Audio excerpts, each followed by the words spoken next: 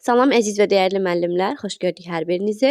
Mən kurikulum və texnologiya təlimçisi Nəsirova Röyalı.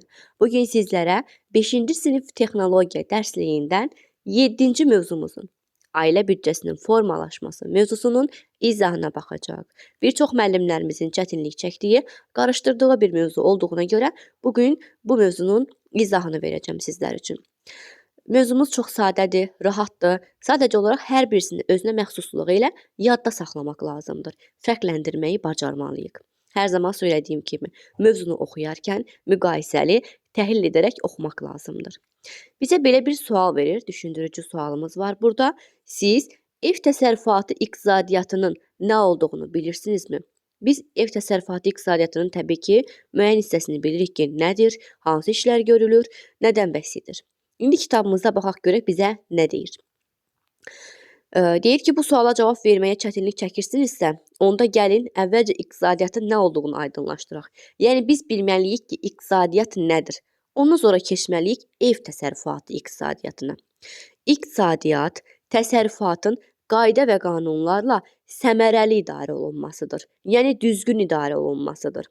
Deməli, iqtisadiyyat nə üçün var? Nədir iqtisadiyyat? Təsərrüfatımızın qayda ilə, qanunla səmərəli, düzgün idarə olunmasıdır. Bəs ev təsərrüfatı nə deməkdir? Ev təsərrüfatı evin, ev həyatının idarə olunması üzrə işlərdir. Baxın, deyir ki, sual bizə belədir. Ev təsərrüfatı nə deməkdir? Deməli, ev təsərrüfatı evin, ev həyatının idarə olunması üzrə işlərdir. Ev təsərrüfatına daxildir. Əmlak, pul vəsaitləri, ev şəraitində istifadə edilən əmək alətləri. Daha sonra ev təsərrüfatının idarə olunması nədir? Ev işlərinin yerinə yetirilməsi, yeməyin hazırlanması, evin yığışdırılması, xırda təmir işləri, ev heyvanlarına qulluq, həyətyanı sahənin saxlanması və s. Burada 3 dənə nüans var. Buna diqqət edirik. Deməli, ev təsərrüfatı. Birinci, baxın, ev təsərrüfatıdır. Ev. Nə daxil oldu? Burada 3 dənədir. Əmlak, pul, alətlər. 3 dənə. 3 dənəni yadda saxlayırıq. Ev təsərrüfatına nə daxildir? Daxildir deyirsə 3 dənəni yadda saxlayırıq. Əmlak, pul, alətlər. Bunlar ev təsərrüfatına daxildir. Amma ev təsərrüfatı nə deməkdir soruşursa mənasını, o zaman deyirik ki, evin, ev həyatının idarə olunması üzrə işlərdir. Yəni bunları bir-biri ilə qarışdırmaq lazım deyil müəllimlər. Və yaxud da deyirik ki, bəs idarə olunmasına nələr aiddir? İdarə olunması. Artıq idarə olunmasından söhbət gedirsə, o zaman deyirik, evin yığışdırılması, yeməyin hazırlanması, həyətyanı sahənin saxlanması, heyvanlara qulluq. O zaman idarə etmək budur yəni. Neyinirik biz idarə edəndə? Yığışdırırıq, təmizləyirik, qulluq edirik, xidmət edirik. Baxın, budur. İdarə budur. Amma daxildir, nə deməkdir? Yəni bu sözləri bir-birindən açar söz olaraq ayıraq. Bir də təkrar edək. Ev təsərrüfatı nə deməkdir? Evin, ev həyatının idarə olunması, ev təsərrüfatına daxildir əmlak, pul, alətlər. İdarə olunması deyəndə nəyi nəzərdə tutur? Evin yığışdırılması, yeməyin hazırlanması, ev işlərinin yerinə yetirilməsi, xırda təmir, ev heyvanlarına qulluq, həyətyanı sahənin saxlanması. Bunlar bizim ev təsərrüfatımıza daxildir. Demir, qonağın qarşılanması, xəstəyə qulluq, onlar bura aid deyil. Qarışdırmırıq yenə. Kitab bizə nə deyirsə, biz onu yadda saxlayırıq, onu götürürük testlərdə. Kitaba əsasən. Daha sonra, ailədə əmək, təsərrüfat fəaliyyətinin təşkili. Baxın, bu cümlə uzun gəlir müəllimlərə, amma qısa şəkildə siz öz qeydlərinizi aparın, yəqin ki, qeyd dəftəriniz var. Öz qeydlərinizi aparın və yadda saxlayın, orada qeyd edin. Ailədə əmək, təsərrüfat fəaliyyətinin təşkilinə daxildir. Deməli, ailə istehlakının təşkili, ailə üzvlərinin tələbatlarının ardıcıllıqla təmin edilməsi. Cümlə uzundur. Siz qısa yazırsınız ki, ailə istehlakının təşkili, ailə üzvlərinin tələbatlarının təmin edilməsi. Daha sonra keçirik üçüncüyə, ikinciyə daha doğrusu. Keçirik bura. Bu birinci idi. Bu hissəmizdə birinci idi. Ailə əmlakının yığılması, əldə edilməsi, saxlanması, artırılması. Cümləmiz uzundur. Siz qısa şəkildə yadda saxlayın hər birisini. O zaman testlərdə seçə biləcəksiniz rahatlıqla. Ailə əmlakının yığılması, daha sonra gəlir üçüncü, əmək hazırlığı, tərbiyəsi, yəni təhsil almaq, peşəyə yiyələnməkdə ailə üzvlərinə kömək. Yəni nədir bu? Deməli, ailə üzvlərinə kömək, daha sonra götürürük ki, ailədə əmək qabiliyyəti olmayan ailə üzvlərinə qayğı, yəni təqaüdçülər, əlillər, uşaqlar daxildir. Deməli, bunu necə qısalaşdırırıq? Yenə deyirəm, yadda saxlayırıq ki, əmlakın yığılması, daha sonra ailə üzvlərinə kömək. Kömək deyəndə nəyə kömək edirik? Təhsil almaq, peşəyə yiyələnmək, tərbiyəsidir, əmək hazırlığıdır. Deməli, ailə üzvlərinə kömək, əmlakın yığılması, bir də qayğı. Qayğı da nədən ibarətdir? Təqaüdçülər, əlillər, uşaqlara biz qayğı göstəririk. Və bir də ailə istehlakının təşkili. Yəni qısa şəkildə açar sözlərlə yadda saxlayın. Uzun cümlələr yaddan çıxa bilər, amma qısa cümlələr yadınızda qalacaq ki, ailədə əmək, təsərrüfat fəaliyyətinin təşkili deyəndə yadınızda gələcək ki, qayğı, kömək, istehlakın yığılması, daha sonra yəni təşkildə aiddir. Əmlakın yığılması. 4 dənə əmlakı yığırıq, istehsalı təşkil edirik, ailə üzvlərimizə kömək, ailə üzvlərinə qayğı. Qayğı, kömək, təşkil, yığılma. Bunları yadda saxlasanız, asanlıqla testlərdə tapa biləcəksiniz. Və qeyd edək ki, əksər hallarda ailə fərdi və ya şəxsi istehsalla da məşğul olur. Bundan da şəhərin, kəndin iqtisadi həyatında iştirak edir. Yəni ailənin fərdi və ya şəxsi istehsalı ola bilər. Ev təsərrüfatı bəs iqtisadiyyatı nədir? Ailənin gündəlik iqtisadi həyatı haqqında elmdir.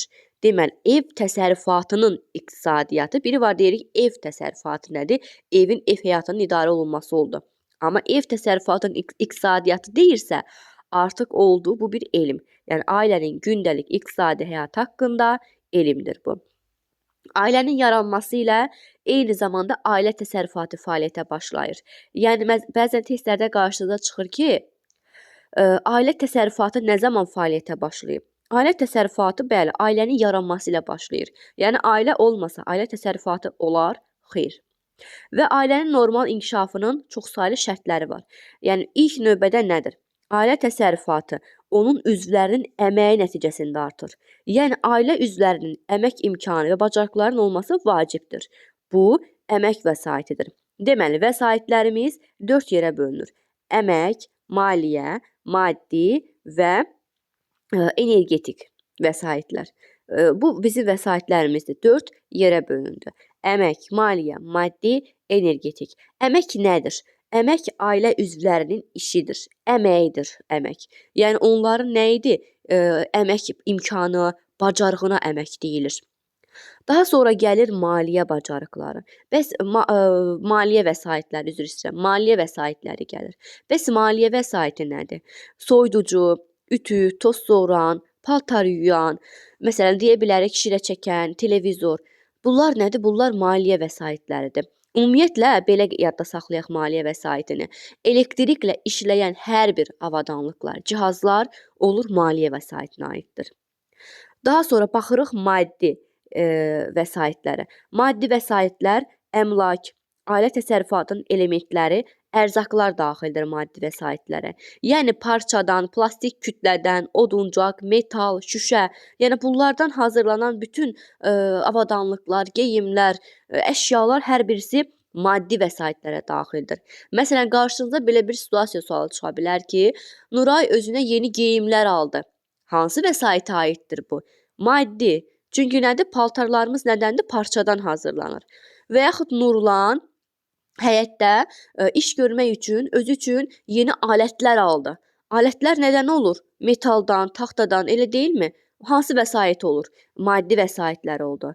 Və yaxud deyə bilərik ki, məsələn, Aytən öz həyətində saxladığı iti üçün ev tikdi. Hansı vəsaitdən istifadə edir? Maddi vəsaitdən istifadə edir. Çünki taxtadan istifadə edib burada, elə deyilmi? Yəni, bu taxtadır, geyimdir parçadan. Daha sonra dedik ki, metaldır. Yəni bunlardan olan bütün materiallar maddi vəsaitlərə daxildir. Həmçinin də əmlak da daxildir. Əmlakımız da maddi vəsaitə daxildir. Yadda saxlayırıq bunu da. Daha sonra gəlir energetik vəsaitlər.